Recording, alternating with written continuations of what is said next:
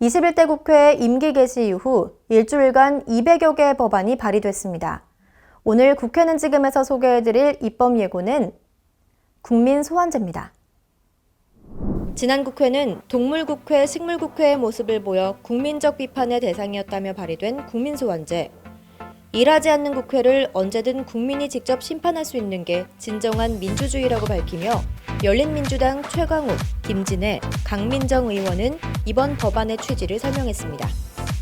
국민소환에 관한 법률안에 의하면 국회의원이 헌법상 의무를 지키지 않거나 직권남용, 직무유기, 위법 활동을 하는 경우는 물론 대한민국 헌법 정신과 민주화 운동을 부정하는 발언을 하는 경우까지 소환 대상에 포함됐습니다. 국민소환제란 선거에 의해 선출돼 임기가 보장되는 공직자를 유권자가 직접 파면할 수도 있게 하는 직접 민주주의 제도입니다. 파면을 위한 소환 절차는 크게 소환 요구와 소환 결정으로 나뉘는데요.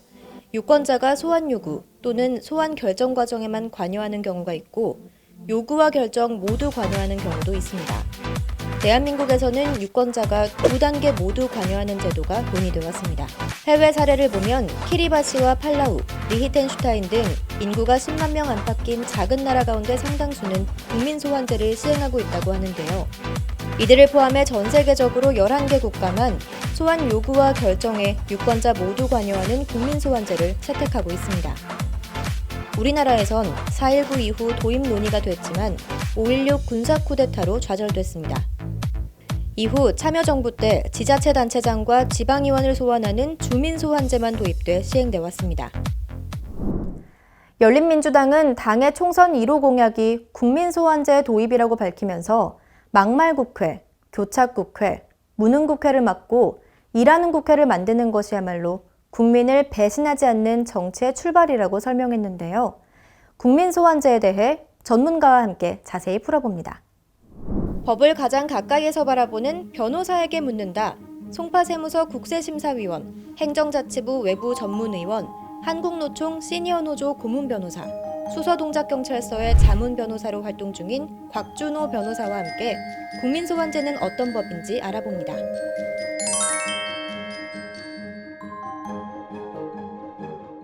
두 가지가 될 텐데요.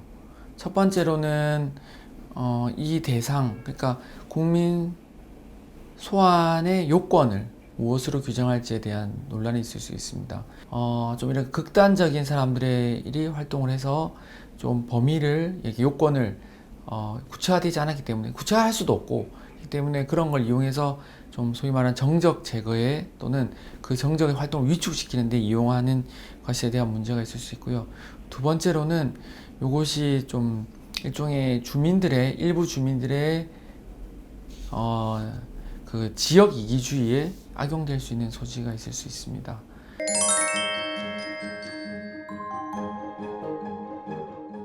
요것으로 봤을 때는 어떤 것이 유추가 가능하냐면은 어떠한 지역이든 또는 단체에서 일부 소수의 사람들에게는 아주 직접적인 좀 피해 내지는 기피 대상이 되는 어떠한 정책을 추진을 했을 때 그 전체 국민들에게는 비록 이익이 된다 하더라도 그 소수 주민들로의 그 이익에 반하는 그 이유로 실제로 소환 대상이 되고 그것이 실제로 소환도 된다는 것이죠.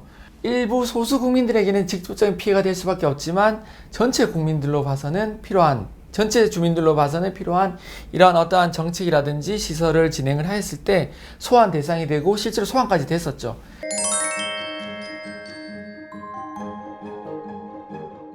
국민 전체가 반대한다고 해서 그걸 끌어내리는 것이 그 정당한 대표를 박탈한 거 아니냐. 그리고 그렇게 그것이 박탈한다는 것이 곧 그 해당 지역구 국민들의 헌법상 정해진 투표권을 박탈하는 거하고 똑같거든요. 예를 들면 원자력 발전을 찬성하는 뜻을 가진 그 지역에서 원자력 정책에 찬성하는 국회의원을 뽑았을 때 다른 지역에서는 나는 원자력에 대해서 반대를 한다. 또는 얼마든지 또 환경론자들은 원자력에 대해서 반대할 수 있으니까 그런 사람들이 모여서 A라는 지역에서 찬성하는 지역, 성향이 많은 지역의 국회의원을 뽑았을 때 그 찬성하는 국회의원을 끌어내린다면은 만약에 다음 국회의원도 마찬가지로 그 국민 그 지역에서 뽑게 된다면이야 그 비슷한 성향을 또 뽑지 않겠습니까? 그럼 또 끌어내야 되냐 이런 것도 논란이 있을 수도 있고요. 이래서 그 지역구 주민들의 투표권 또는 그 의사를 궁극적으로는 다른 지역 내지는 국민의 이름으로 다수의 국민의 이름으로 무시하거나 또는 억압하는 실제적인 현실적인 문제도 얼마든지 있을 수 있는 게 맞습니다. 지금까지 전문가의 시각에서 살펴본 국민소환제였습니다.